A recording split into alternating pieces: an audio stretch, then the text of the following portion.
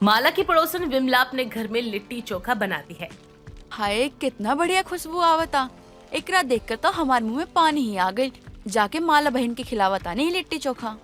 विमला एक प्लेट में लिट्टी चोखा लिए उसके घर आकर पुकारते हुए कहती है, माला बहन, ओ माला बहन, कोना कोना में लुकाइल बाड़ा हो, तनिक बाहर तो आवा।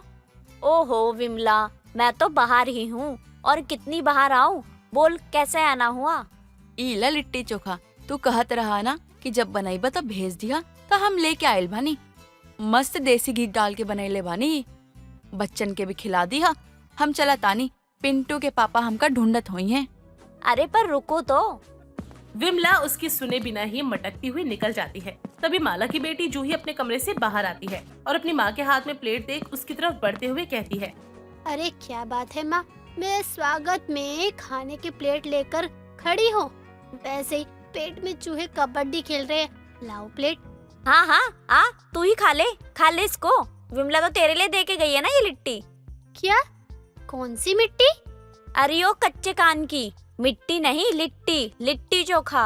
माँ, दाल भात चोखा तो सुना है, पर ये लिट्टी चोखा क्या आइटम है? अरे वही तो मैं पूछने वाली थी उस विमला से, पर वो तो हाथ में प्लेट पकड़े झूमती हुई निकल गई। दिखने में तो ठीक ठाक ही लग रहा है, अभी खाकर ही पता चल जाएगा कि क्या है क्या नहीं। हाँ तो खाते हैं ना। आराम से, गरम है, पता चले मुंह ही जला ले। कितना घी डाला है इसने। जूही और माला दोनों ही लिट्टी चोखा खा जाते हैं और उंगलियां चाटते हुए जूही खाली प्लेट को घूरने लगती है। तभी उसकी माँ कहती है, अरे बस कर घूरना, अब क्या प्लेट भी चाटेगी? अरे वाह माँ, क्या मस्त आइटम था ये। मतलब बाहर से क्रंची और अंदर से सॉफ्ट। इसका चोखा वाह वाह वाह, क्या चटपटा सा है, मजा आ गया। अरे नालायक, वो चोखा नहीं चोखा था। पूरी प्लेट चट कर गई, लेकिन नाम तो गलत ही बोलना है। तेरा बस चले तो लिट्टी चोखा को मिट्टी चोखा बोले। नाम में क्या रखा है माँ, स्वाद मस्त होना चाहिए। आज तो मुँह का स्वाद ही बदल गया। हाँ तो अब जाकर कपड़े भी बदल ले और फ्रेश हो जा, मैं चाय बनाती हूँ। इतना कहकर माला प्लेट लिए किचन में चली जाती है और जूही भी कमरे में चली जाती है। अगले दिन नाश्ते के समय विमला वहाँ पर आ जाती है। तभी माला कहती है, अरे इतनी सवेरे चली आई तू? वो एक कटोरी नहीं पगली, तू प्लेट में दे गई थी लिट्टी चोखा। जूही जरा किचन से विमला आंटी की प्लेट तो ले आ। हमरा खातिर एक कटोरी चीनी भी ले आई है बिटिया। उ कहा ना हमार घरे चीनी खत्म हो गई बा। उ कहे कि हमरा मालपुआ बनावे के बा। हाँ हाँ आंटी, अभी लाती हूँ आपकी प्लेट और कटोरी भी। तभी जूही किचन में जाकर प्लेट और चीनी लेकर आती है और विमला को दे देती है और विमला वहाँ से निकल जाती है। तभी जूही कहती है, अरे विमला आंटी से तो लिट्टी चोखा दोबारा बनाने के लिए कहना ही भूल गई, अभी बोल कर आती हूँ। रुक जा वहीं, नहीं तो थप्पड़ खाएगी। अरे वो क्या तेरी नौकरानी लग रही है जो तेरी फरमाइशों पर अपना राशन पानी खर्च करे? तेरे लिए लिट्टियाँ तलती रहेगी।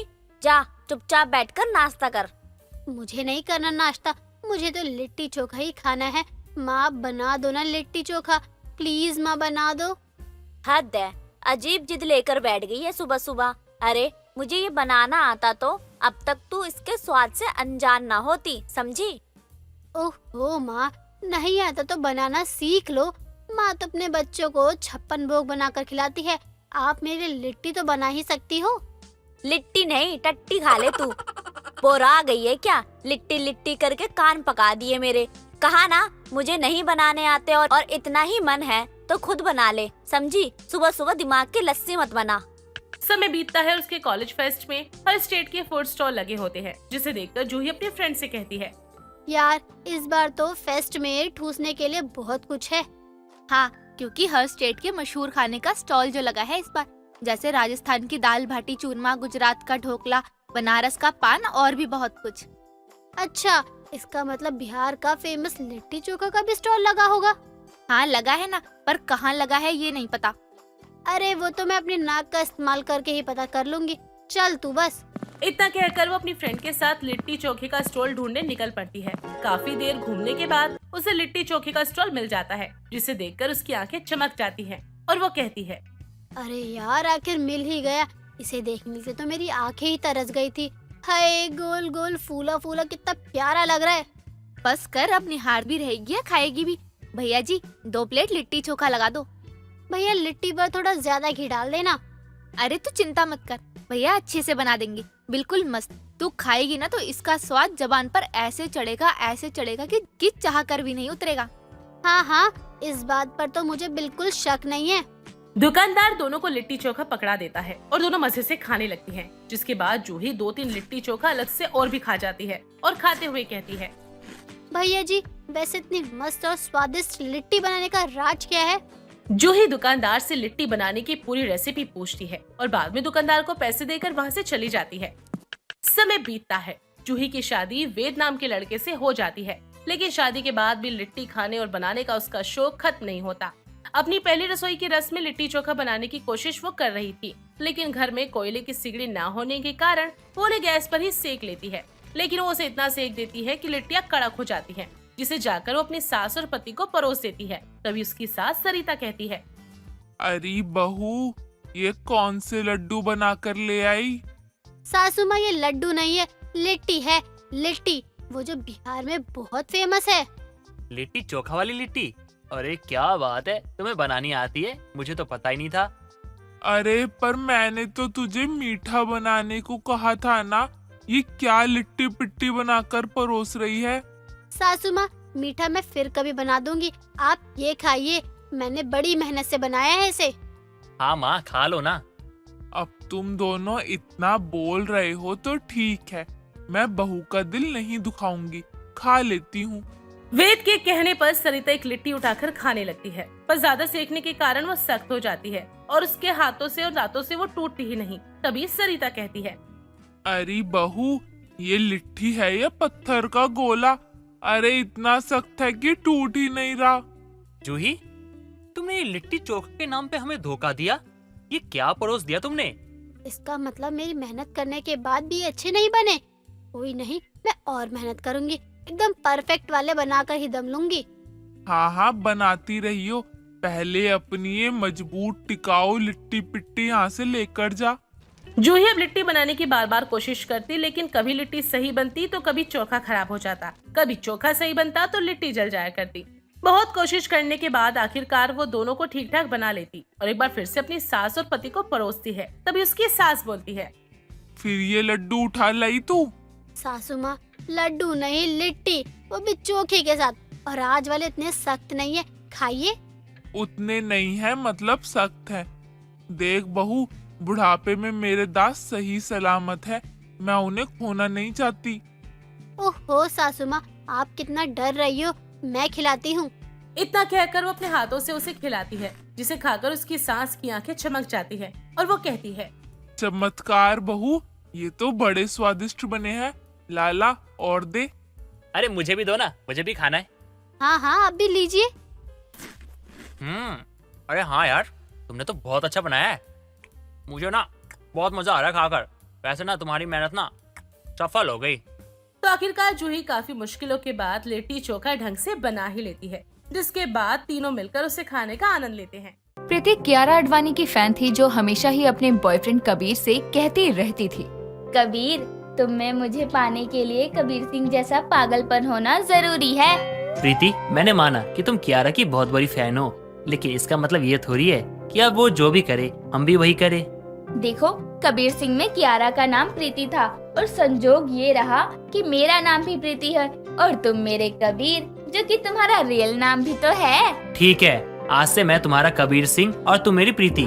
प्रीति कोई भी लड़ाई झगड़ा होने पर सबसे पहले कबीर को कॉल करके बुलाती थी और कहती थी, तुम कबीर सिंह की तरह सबको बताओ कि मैं तुम्हारी गर्लफ्रेंड हूँ और हर कोई मुझे कुछ बोलने से पहले डरे।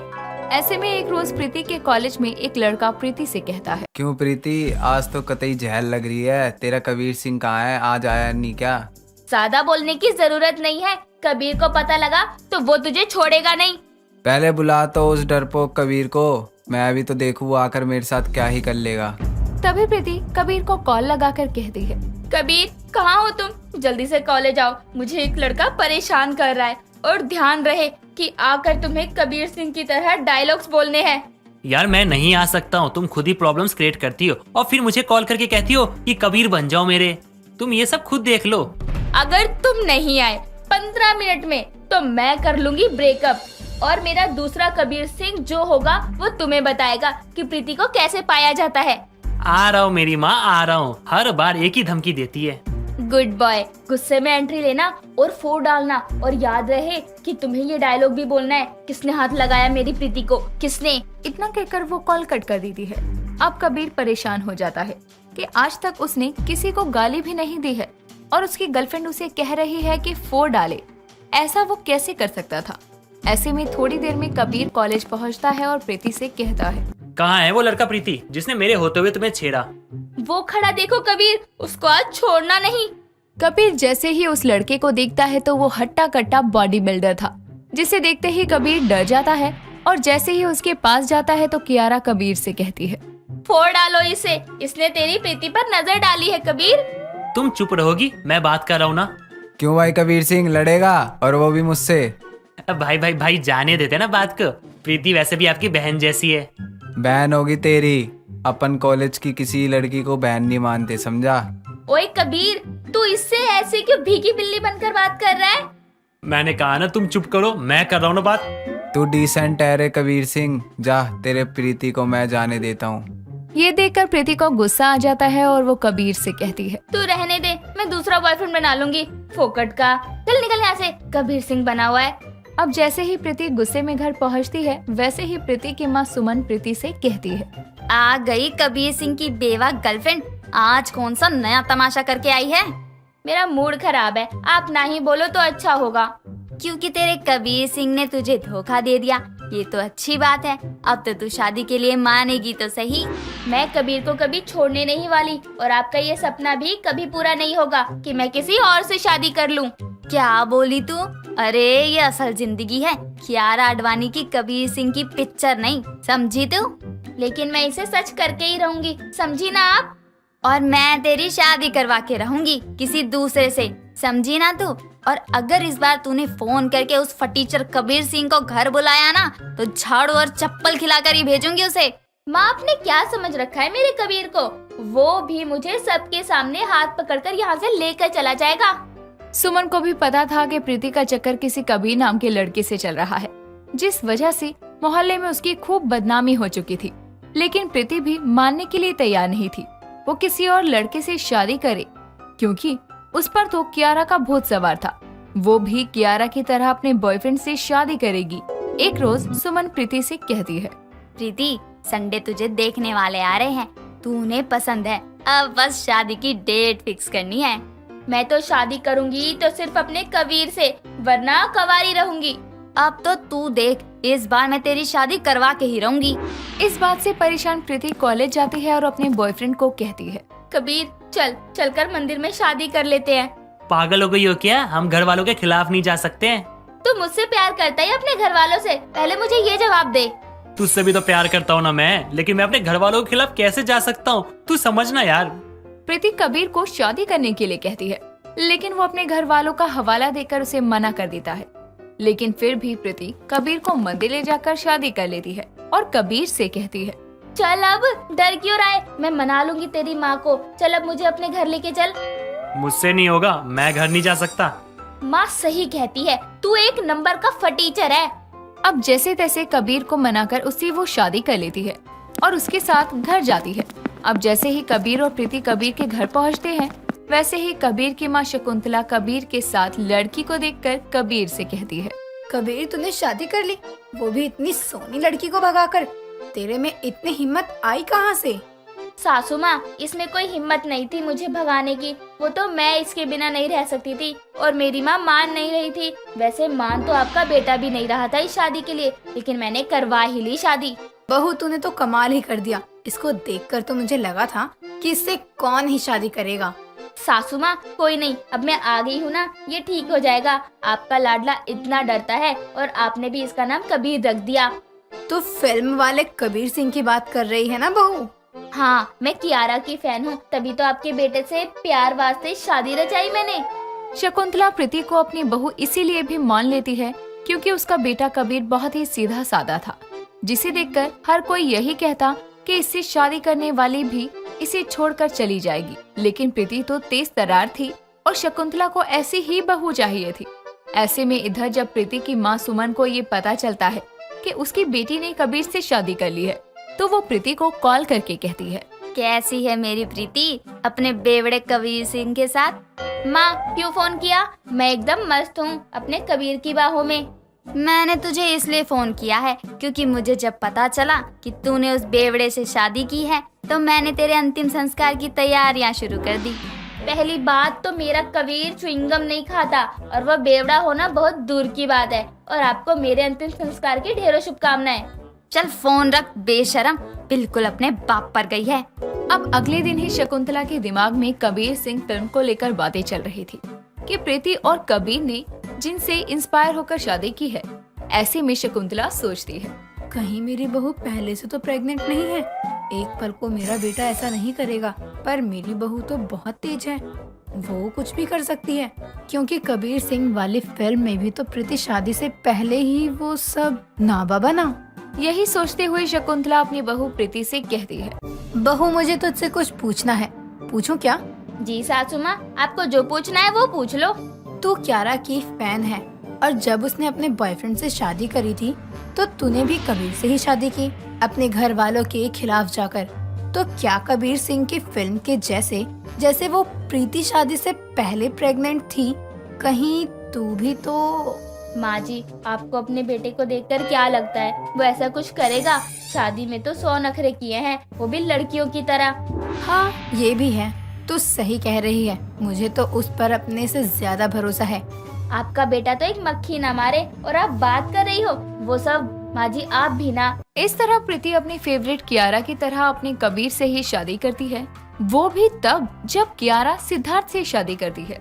जनवरी की कड़कती ठंड में रजाई में पड़े पड़े मोहिना घड़े की ओर देखे जा रही होती है कि तभी उसकी माँ अंजना उसे आवाज लगाती हुई कमरे में आती है और उसके आने की आवाज सुनकर मोहिना रजाई में फट से मुंह घुसाए बोलती है, हे भगवान, आज माँ के मुंह से जितनी मर्जी गालियाँ दिलवा देना, पर ठंड में नहाने की बात मत कहलवाना उनसे प्लीज। हाँ सुन रहे हो ना?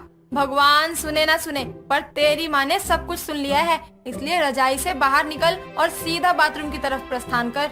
माँ कहाँ से बोल रही हो? मुंह से बोल रही हूँ, पर लगता है तू कानों से नहीं सुन रही। अपनी आँखों से ये पलकों का पर्दा हटा, यहाँ खड़ी हूँ मैं। ओ आप आ गई, मतलब टाइम हो गया कॉलेज का। मैं अभी हाथ मुंह धोकर रेडी हो जाती हूँ। उसके लिए भी पानी वेस्ट करने की क्या जरूरत है? परफ्यूम छिड़क लियो ना बेटी। लगता है भगवान ने मेरी सुन ली। हाँ ये भी सही है, चलो फिर सीधा कपड़े ही चेंज कर लेती हूँ। उसके इतना बोलते ही अंजना जोर से मोहिना के कान मरोड़ते हुए उसे बाथरूम में लेकर जाती है और बंद करते हुए बोलती है, अब चुपचाप नहा कर ही बाहर निकलियो। पिछले 3 दिन से मुँह हाथ धोकर ही कॉलेज निकल जाया करती है। अरे माँ, मैं तो 3 दिन से नहीं नहाई, लोग तो हफ्ते 2 हफ्ते तक नहीं नहाते, वो भी तो बिना नहाए काट रहे हैं ना जिंदगी। हाँ हाँ, तू भी तो उन्हीं की राह अपना रही है। प्रवचन मत सुना और नहा ले, वरना मेरी गालियाँ सुनेगी तू। हे माते, अपनी मासूम औलाद पर इस कड़कती ठंड में ऐसा जुल्म मत करो। हे माते, माते की लाते नहीं खानी हो तो नहा कर ही बाहर आई हो, समझी? इतना कहकर अंजना वहाँ से चली जाती है। तभी बाल्टी में रखे पानी को देखकर वो उसमें हाथ डालने के लिए करीब जाती है, फिर एकदम से हाथ पीछे करके बोलती है, कुछ हो जाए मोहिना, तू मजबूर होकर नहा नहीं सकती। आज भी मुँह हाथ धोकर ही काम चलाऊंगी, चाहे जो हो जाए।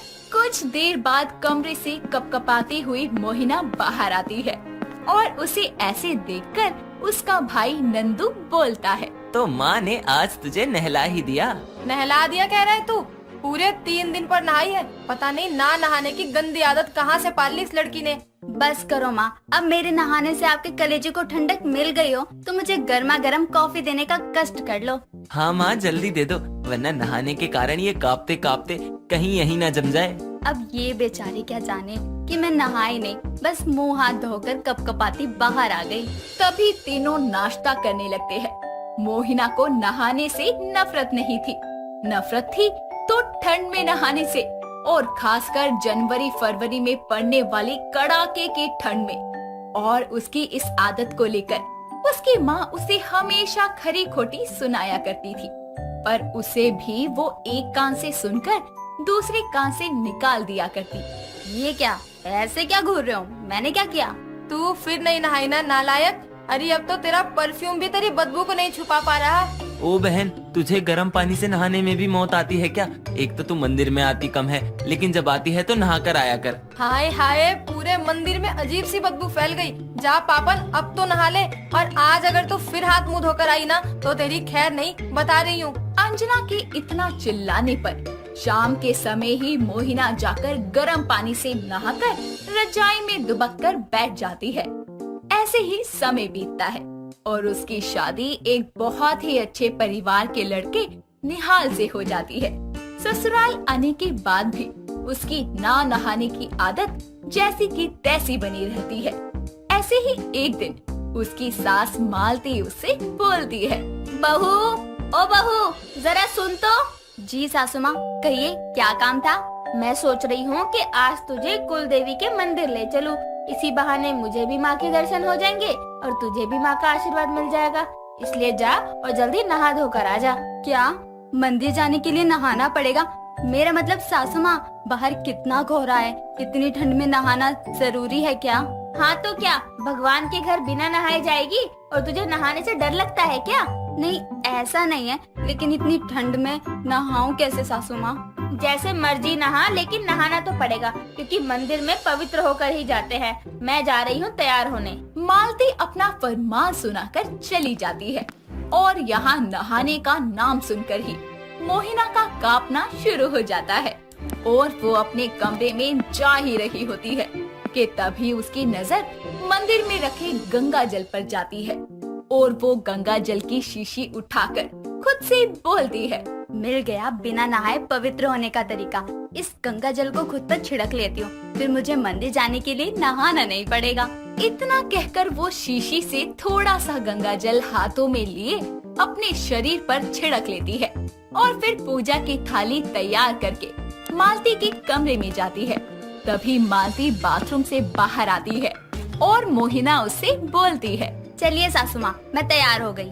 बड़ी जल्दी नहा ली तो। इतनी देर में तो पानी भी गर्म नहीं होता जितनी देर में तो नहा कर आ गई।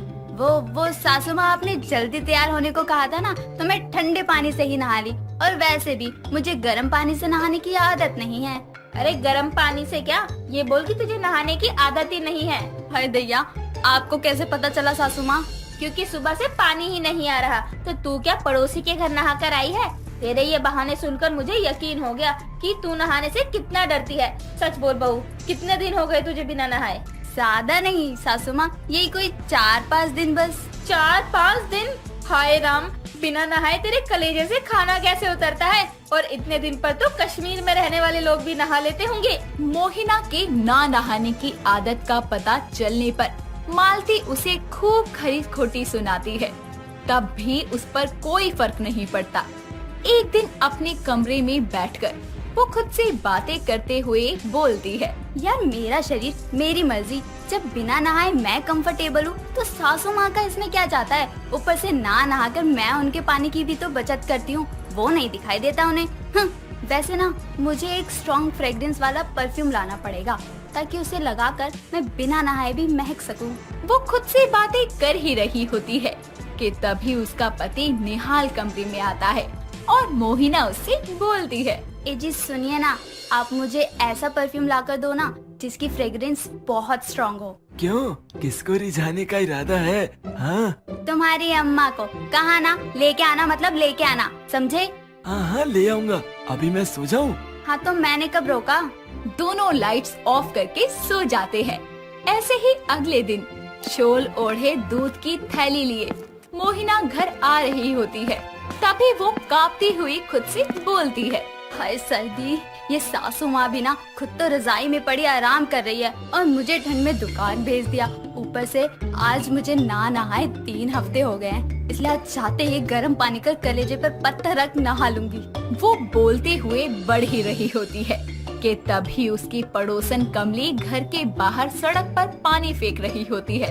तभी सामने मोहिना आ जाती है और एकदम पानी उस पर फेंक देती है, जिससे मोहिना का मुंह गीला हो जाता है।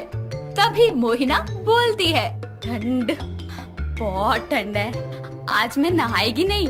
अरे मोहिना माफ करना, तुम पर गलती से पानी फेंक दिया। अरे कमली, तुमने तो मेरी आत्मा ही ठंडी कर दी। हाय सर्दी, इतना कहकर वो वहाँ से सर पर घर पहुँचती है तो जाते ही फर्श पर बिखरे पानी पर गिर जाती है और पूरी तरह गीली हो जाती है। तभी वाइपर लिए खड़ी मालती बोलती है, अरे बहू, मैं तो फर्श धो रही थी और तू आ टपकी। अरे मैं तो मुंह हाथ भी ठंडे पानी से नहीं धोती, लेकिन आज के मनहूस दिन एक बार ठंडा पानी मेरे ऊपर पड़ा और अब मैं ठंडे पानी में लिपटी पड़ी हूँ। सही कहा है किसी ने, जिससे जितना दूर भागो वो चीज उतनी ही पास आती है। दोस्तों, अगर आपको ये कहानी पसंद आई तो इसे लाइक करें, शेयर करें और कमेंट करके बताएं कि कहानी में आपको सबसे अच्छा क्या लगा।